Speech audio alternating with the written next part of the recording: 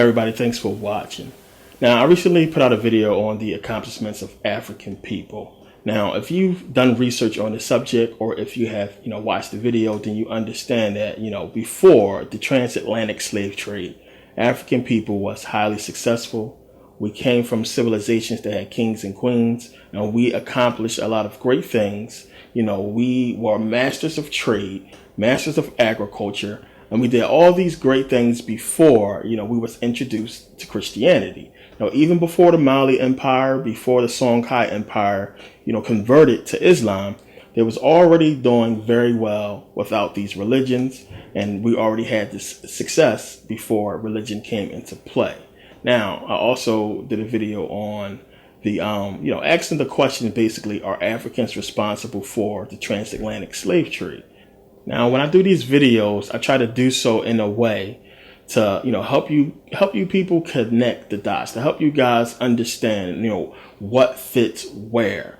So by now the picture should be starting to become clear, much more clear as far as our history. Remember, in elementary school, growing up through the public school system, we are not taught about a lot of the things that I talk about in my videos. We don't know about this stuff.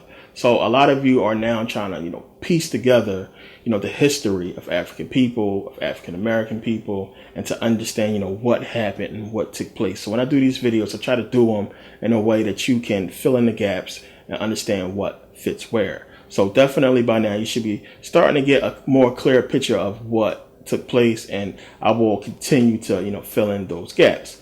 But, when we look at that question, when we examine it, are we responsible for the African or the transatlantic slave trade?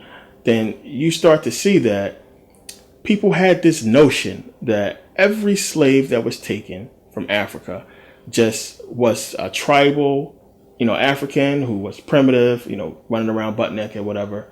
And now we know that's not the case. We know that it was, two types of African people. You had your tribes, but you also had these empires that was, full of civilized people. And in most cases, it was the civilized Africans who was enslaved. And this left the tribal people in Africa, which is exactly what they wanted. It's because they could be more easily controlled than, the sophisticated African who they wanted to sell into slavery and to destroy that bloodline, destroy that intelligence and put it into slavery and convert it into, what we became, as far as slaves. And this is what you have to understand. This is what took place back then. A lot of the tribes, once they got into contact or communication with them where they could understand each other, they was more than willing to not only sell tribe members into slavery, but to give information on wealthy, successful Africans and, get them and sell them into the transatlantic slave trade. And this is what was taking place. So this is before we really come into the King James 1611 Bible. And we need to understand that it was Britain. You have the Europeans taking us from a position of success, putting us into slavery, and then indoctrinating us with this Bible. So this video is to really ask the question, do you understand this? Do you understand this as an African American? And this is what we have to really start telling these religious black people. Do you know what took place? Do you understand the situation that occurred, pre-slavery, before slavery? What happened? Do you know that we was taken from a successful advanced civilization, enslaved, and indoctrinated, given the Bible? And this is what we have to make people understand, that if the Bible was such a great book, if everything in it was about, love, peace, mercy, this and that, what's up with slavery? So now, as I said, when I put this information out, I try to get you to connect the dots. But now, going back to the slave trade, now you can see what basically took place when you understand that we was sophisticated and that we had empires. You have to understand that the Europeans had to get permission before they could enter into these tribal lands, because of course we was running the civilization. We had structure, we had government, and we was already set up along these coasts. So you have to realize that the Europeans, these white people, wasn't just going to just pull up in a boat and hop out in a boat and just navigate through the jungles of Africa, or navigate through all of this who knows what, and to run into a tribe and say, come here, nigger. That's not what took place. They had to go to these prominent Africans. Remember, I was talking about in the last video about the success of Africans, that they was being entertained by these prominent Africans, by these African kings. They was being entertained. They came over, they got wined and dined by these successful Africans, and they got permission to basically go in there under the guise of, missionaries, religion, to go and try to communicate with these Africans, because you're not just going to pull up in a boat and run up into these tribes where they got poison darts and spears and all kinds of stuff, trying to, spread the word of Jesus without some kind of interpreter there.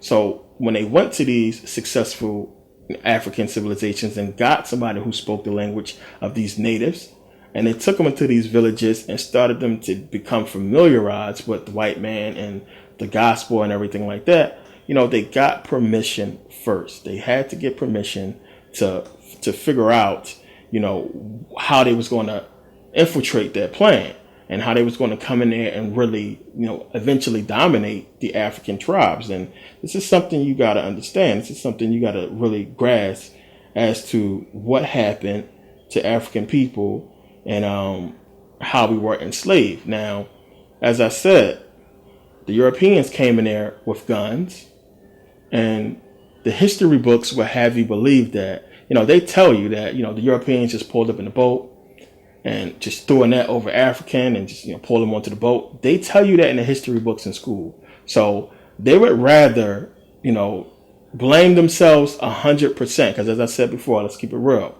We have some blame in slavery because Africans sold other Africans into slavery. As I said, we know this. But, what takes place after that transaction is all on them.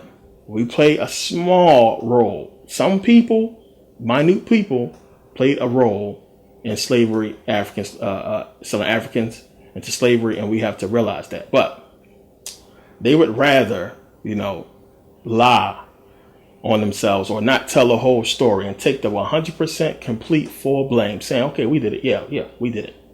We enslaved y'all. We just took y'all. Nobody helped us, this and that. They do that. They would rather do that than to tell you about the successful kings that they met with before, they went in there and went into these tribal lands, because nobody asked that question in school. Well, wait a minute, how did you get in there to communicate with these Africans? We never really asked that question. We never thought about that. But they would have us believe that they just walked up in there and started capturing people, and that wasn't the case. This was, as I said, it was a calculated scam to use religion to enslave us, and that's what took place, because they can't just hop off a boat, run into these tribal territories with guns, because what's going to happen, the Africans are going to defend themselves, and they're going to end up killing more Africans than they actually capture.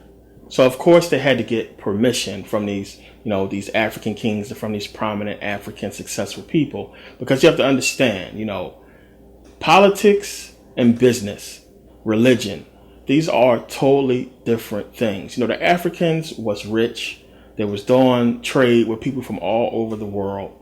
But, politics and business, as I said, is completely different. So if you want to get into certain territories, if you want to deal with certain people, you want to go into a certain person's kingdom where you can make a lot of money, then you have to play the game of politics, because politics is very important in this business. So during that time, religion and politics, and you can almost say that today a little bit, but back then it really was hand in hand.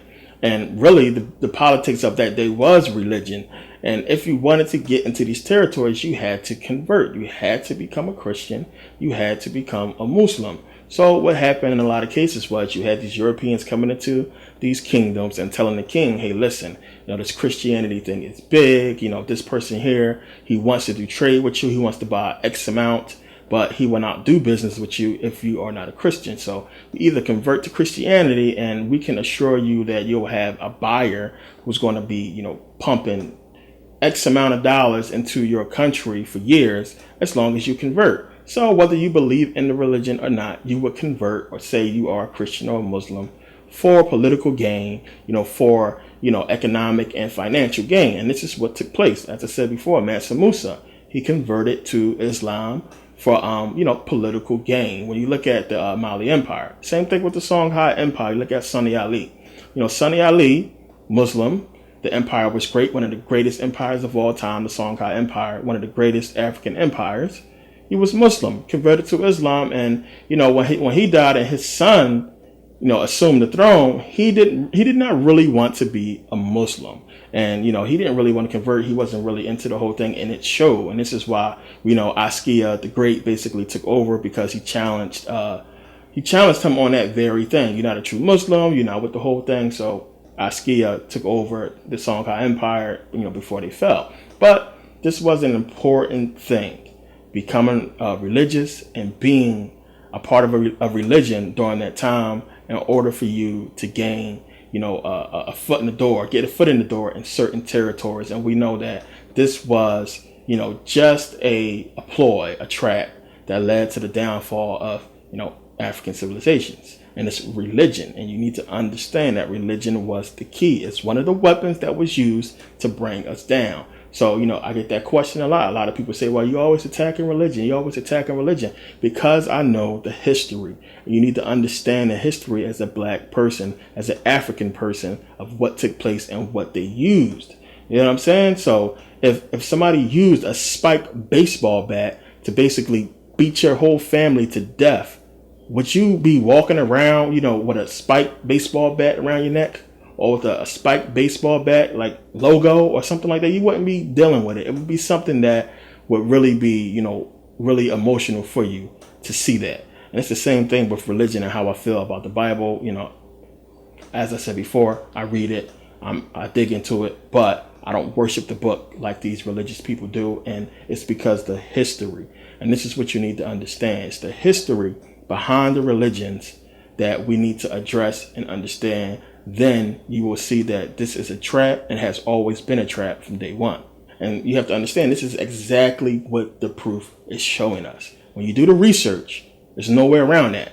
Everything I just said, everything I talk about in those videos, when you pay attention to the research, it's saying exactly that. You have a successful African civilization. We went from being kings, successful people, masters of trade, agriculture. We were doing great, speaking sophisticated multiple languages, to, being slaves, being taken from kingdoms, taken from empires and put into slavery, going from speaking multiple language and sounding very educated to yes, boss. What you want me to do, boss? This is what happened to us. And you need to understand that this is what religion has done to your people. Now, today, we got to basically fight for what we already had. And, now when you try to sound educated and you successful, they say, well, you're trying to be like the white man, or you're trying to sound white, when they got it from us. They got it from us. Their education, their whole system, their system of government, their rules, their structure, they got from us. And you need to understand that. And this is why I do these videos and why I put this information out there, to fill in those gaps, because there's too many people walking around thinking that you need Allah or Jesus to be successful. And we was highly successful in advance, way before we ever knew that these things even exist. So now, one of the reasons why I do this is I kind of attack a lot of religions when I put out some videos, if you can peep that in some of the videos, because a lot of the stuff that they say, you can easily refute, when you know history. You can refute it easily when you start looking at history. Now, the Hebrews want you to believe with their doctrine. The Hebrew Israelites want you to believe that all of the Africans, all of the black people that was taken from Africa and put into the transatlantic slave trade and slavery, all of them was Hebrews. Not one of them was just a regular African, but all of these people that was put into slavery, that came from Africa, West Africa, what have you, was only Hebrews. They want you to believe that somehow, after all these years, centuries, that, when the Hebrews came from Israel and came into West Africa, they want you to believe that they never intermarried with no other Africans. and that somehow the rest of the Africans was able to tell them apart from everybody else. They want you to believe that they was able to somehow look at these people, these black people, and look at somebody else and just say that, you know, he's a Hebrew, she's a Hebrew, that's a Hebrew right there, and point them out to the white man, and that only these people were sold into slavery, nobody else. This is what they want you to believe. They also want you to believe that there's no Hebrew that got caught up in the Arab slave trade.